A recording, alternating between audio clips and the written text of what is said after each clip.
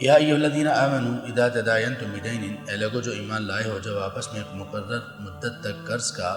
لین دین کرو تو اسے لکھ لیا کرو، اور ایک لکھنے والا تمہارے درمیان انصاف کے ساتھ لکھے، اور کوئی لکھنے والا اس سے انکار نہ کرے کہ وہ جیسے اسے اللہ نے سکھایا وہ لکھے، اس سے انکار نہ کرے۔ وَلْيُمْلِلِ الَّذِي عَلَيْهِ الْحَقُّ، سو اس پر لازم ہے کہ وہ لکھ دے، بلکہ وَلْيُمْلِلِ الَّذِي عَلَيْهِ الْحَقُّ، اور وہ شخص لکھوا لے جس پر حق ہے۔ جس پر حق ہے کہ مطلب جو قرض لے رہا ہے اس کی ذمہ داری ہے کہ وہ لکھوانے کا اہتمام کرے، کسی آدمی کو تلاش کرے جو اس کے قرض کے معاملات کو لکھ لے، کیا قرض لیا اور کتنی مدت تک کے لیے لی، ان تمام چیزوں کو وہ لکھ لے۔ وَلْيَتَّقِ اللَّهَ رَبَّهُ، اور اسے اپنے اللہ کا تقوی اختیار کرنا چاہیے جو اللہ اس کا رب ہے، اور وہ لکھنے والا شخص اس میں کسی بھی طرح کی کوئی کمی نہ کرے۔ فَإِنْ كَانَ الَّذِي عَلَيْهِ الْحَقُّ، اور اگر وہ شخص جس پر حق یا جس کے ذمے حق یعنی قرض ہے، اگر وہ سفیہن او ضعیفا، وہ بیوقوف ہے، یعنی اس کو عقل نہیں یا اس کو اتنا شعور نہیں کہ وہ لکھوائے، یا وہ کمزور ہے کہ وہ کسی آدمی کو تلاش نہیں کر سکتا، او لا يستطيع ان يمل، اور یا وہ یہ طاقت نہیں رکھتا کہ کسی کو کسی سے لکھوائے، تو پھر فَلْيُمْلِلْ وَلِيُّهُ بِالْعَدْلِ، تو پھر یہ جو جس کے ذمہ قرض ہے اس کا اگر کوئی سربراہ، کوئی گارڈین، کوئی ولی ہے تو وہ اس کی طرف سے لکھوائے گا۔ وَاسْتَشْهِدُوا شَهِيدَيْنِ مِنْ رِجَالِكُمْ، اور تم اپنے مردوں میں سے 2 گواہ بنا لو، اور اگر مرد نہ ہوں تو 1 مرد اور 2 خواتین کو ان لوگوں میں سے گواہ بناؤ جو تمہیں پسند، جن گواہوں کو تم پسند کرتے ہو۔ تم پسند کرتے ہو کا مطلب یہ نہیں کہ جو ایک فطرتی پسندیدگی ہے، نہیں، پسند کرنے سے مطلب یہ کہ جو دینداری کے اعتبار سے تمہیں پسند ہے، دیندار، ان کو تم گواہ بنا لو۔ پہلے یہ تھا کہ لکھوا لو، اور لکھوانے پر بھی گواہ بنا لو تاکہ بات پختہ ہو جائے، تو 2 مرد گواہ بناؤ، اگر 2 مرد نہ ملیں تو 1 مرد اور 2 خواتین۔ تو اس سے یہ پتہ چلا کہ خواتین کی 2 کی گواہی 1 مرد کے برابر ہے، لیکن ہر جگہ پر نہیں، ہر جگہ پر یہ جو اسلام کا نظام شہادت ہے، گواہی کا نظام ہے، یہ ہر جگہ پر مختلف ہے۔ کچھ معاملات میں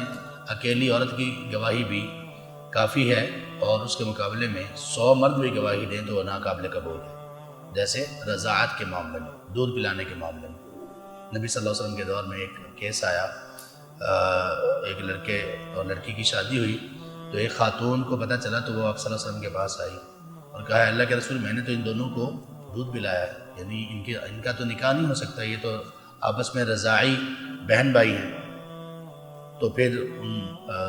دلہا اور دلہن نے پوچھا، اللہ کے رسول ہم کیا کریں؟ تو کہا، جب یہ بات کہہ دی گئی تو اب تمہارا نکاح نہیں ہوگا، تو وہ نکاح ختم کر دیا گیا۔ اب یہاں ایک خاتون کی گواہی پر یہ کیا گیا، تو یہ گواہی کا مختلف مقامات اور مختلف زاویوں پر احکامات مختلف ہیں۔ ان تضل احداهما فتذکر احداهما الاخرى، یہ اس لیے کہ اگر ان خواتین میں سے کوئی ایک بھول جائے تو دوسری اس کو یاد دلا دے، یعنی 2 مردوں کا بھی یہی ہے، 2 گواہوں کا، کہ اگر ایک کو کوئی بات بھول جائے تو دوسرا یاد دلا دے، اور خواتین کا بھی یہی ہے کہ 2 خواتین ہوں گی تو ایک بھولے گی تو دوسری یاد کروا دے۔ ولا يأبى الشهداء، اور جو گواہ ہیں جب ان کو بلایا جائے گواہی کے لیے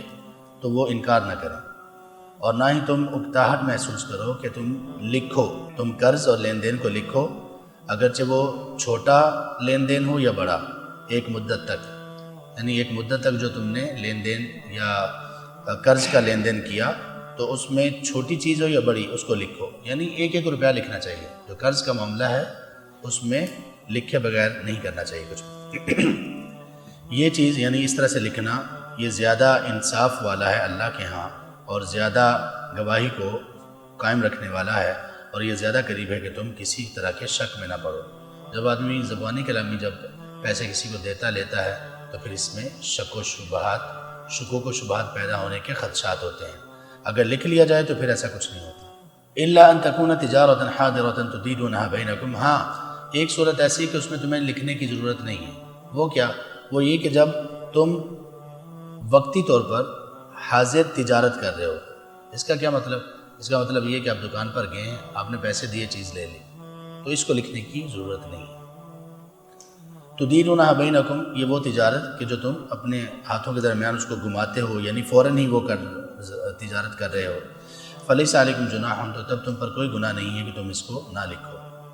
اور تم گواہ بناؤ جب تم خرید و فروخت کرو، اور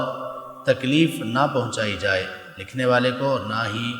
گواہی دینے والے کو۔ لکھنے والے کو تکلیف پہنچانا کا مطلب یہ ہے کہ اس کو اس کا معاوضہ نہ دیا جائے، یا لکھنے والے کو تکلیف پہنچانے کا مطلب یہ ہے کہ اس کو مجبور کیا جائے جھوٹ لکھنے پر، اور گواہ کو تکلیف نہ پہنچائی جائے، اس کا مطلب یہ ہے کہ گواہ جو ہے وہ اس کو دھمکی نہ دی جائے، اس کو مجبور نہ کیا جائے کہ یہ گواہی تم نے نہیں دینی یا یہ دینی ہے۔ وَإِن تَفْعَلُوا، اگر تم ایسا کرو گے، یعنی ان میں سے کوئی بھی کام کرو گے، تو یہ تمہارے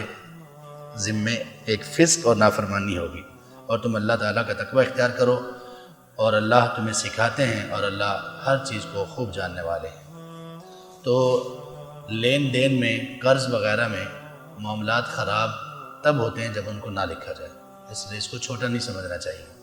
اور یہ آیت قرآن کی سب سے طویل آیت ہے، یعنی لین دین کے معاملات میں اللہ تعالیٰ نے بڑی تفصیل سے بات کی اور لکھنے کی طرف، گواہ بنانے کی طرف توجہ دلائی۔ تو یہ لکھنا، اگر لکھنا ہو، لکھنے پر گواہ نہ بھی ہوں تب بھی ٹھیک ہے، لیکن قرض کو لکھنا ضرور چاہیے۔ گواہ اگر بنا لیے جائیں تو یہ زیادہ بہتر ہوگا، اور زیادہ یہ شک اور شبہات کو ختم کرنے والی چیز ہوگی۔